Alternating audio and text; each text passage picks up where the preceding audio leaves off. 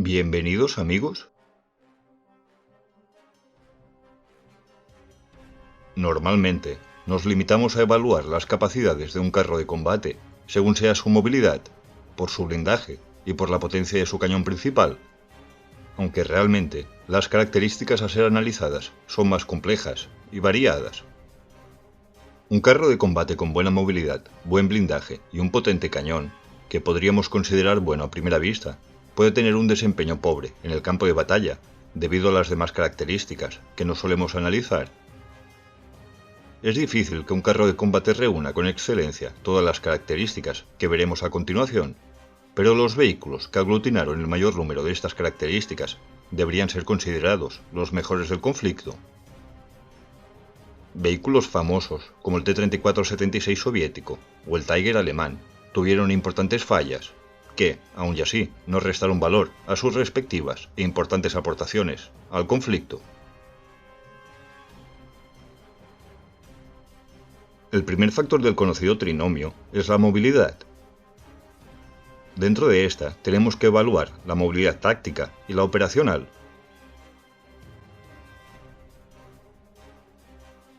Tenemos que considerar la relación peso-potencia de cada vehículo, su capacidad de giro, la facilidad que tiene éste para subir y bajar colinas con agilidad, sus cadenas, etc. Conocida es la ventaja ofrecida por las anchas cadenas del T-34, las cuales ofrecían una movilidad táctica superior en difíciles terrenos nevados o embarrados. En contraparte, el blindado alemán Tiger, durante la defensa móvil de von Manstein, por ejemplo. Durante la defensa móvil de von Manstein, en el invierno de 1943, Alemania ya disponía en la región de una compañía de vehículos Tiger, aunque no escucharéis mucho sobre ellos, ya que la imposibilidad de que estos pesados vehículos cruzasen los puentes, fijos o improvisados, que cruzaban los múltiples ríos y riachuelos de la zona, impidieron que estos participaran activamente de las batallas. En este caso, no solo afectando a la movilidad táctica, sino incluso a la operacional. Por último, dentro de la movilidad táctica y operacional, encontramos la autonomía. Por ejemplo, los T-34, con sus depósitos externos, tenían un alcance que prácticamente doblaba la autonomía de otros vehículos de su categoría, permitiendo su rápido despliegue o cambio de frente, si necesario, siendo más ágiles en llegar donde se les necesitaba que otros que debían parar más a menudo para repostar. El siguiente factor a analizar sobre la movilidad es la estratégica. Dentro de esta, el despliegue exterior. La capacidad de despliegue exterior es más importante en los carros actuales debido a la internalización de los conflictos y a la capacidad de transportar carros de combate, incluso dentro de aviones, aunque también lo fue en el Segundo Conflicto Mundial. En este punto hay que evaluar la facilidad de transportar el carro de combate en, por ejemplo, trenes. ¿El vehículo es fácil para transportar a largas distancias o es un peso muerto que retrasa las maniobras? Muchos de los carros de combate alemanes tenían que sustituir sus cadenas, antes y después, de ser trasladados por tren, complicando el tiempo de despliegue. El ejemplo rey de la Segunda Guerra Mundial, en este aspecto, fue el Sherman. A pesar de la falsa apariencia voluminosa, el Sherman era más bajo, más estrecho y más corto que la mayoría de los modelos rivales de la segunda mitad del conflicto.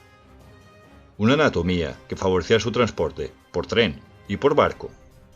Y aunque no se suele valorar, el Sherman fue el carro de combate que luchó más lejos de sus fábricas de origen, ya fuese en el norte de África, en el frente oriental, el occidental o en el Pacífico.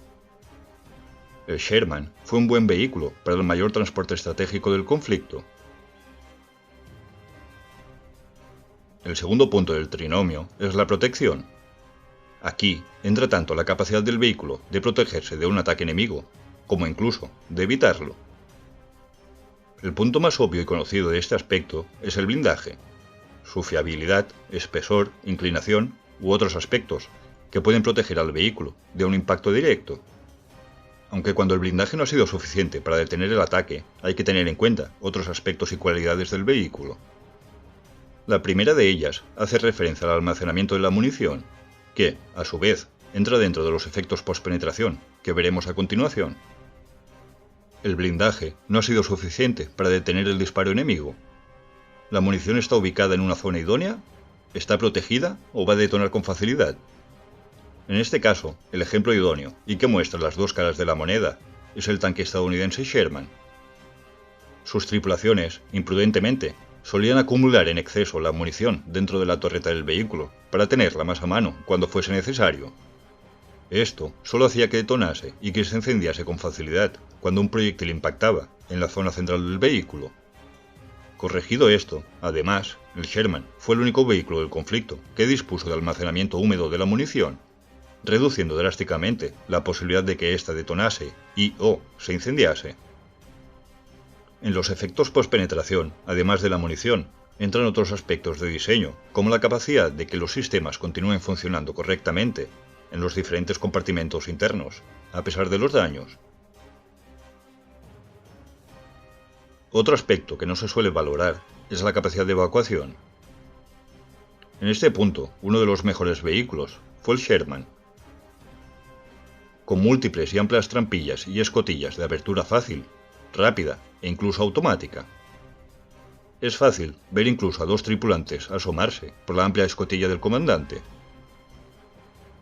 Las tripulaciones del Sherman cuentan con una de las tasas más altas de supervivencia, pero no teniendo en cuenta todas las tripulaciones, solo de los Sherman que fueron puestos fuera de servicio por acción enemiga.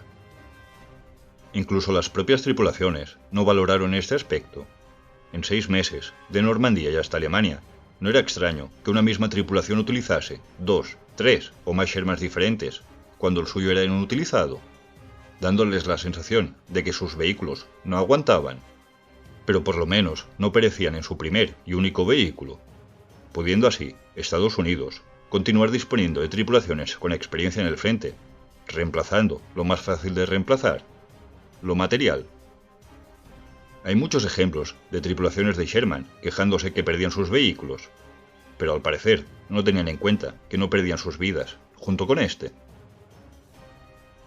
El conductor del T-34 soviético, por ejemplo, debía entrar y salir por la propia escotilla frontal. No parece una escapatoria ni fácil ni rápida en momentos de caos. Yéndonos al extremo, durante el periodo de entreguerras y en varios vehículos ligeros, había que ser un auténtico contorsionista para entrar o salir de los tanques.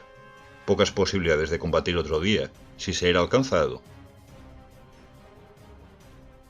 Por último, dentro de la protección, las ópticas y la conciencia situacional. Aunque este aspecto también lo encontraremos en la potencia de fuego, las ópticas, periscopios y demás sistemas de visión permitían participar de la defensa activa, pudiendo neutralizar las amenazas más rápidamente al detectarlas antes. En general, en este aspecto, los alemanes destacaban positivamente.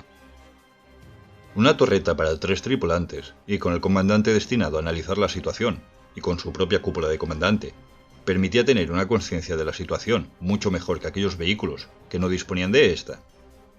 Por ejemplo, el T-34-76, con una torreta de 2 tripulantes, con el comandante participando activamente de las operaciones de disparo y sin cúpula de observación, debió tener de una pésima conciencia de su entorno e incluso entre sus propias unidades amigas. Seguramente uno de los motivos de sus grandes bajas.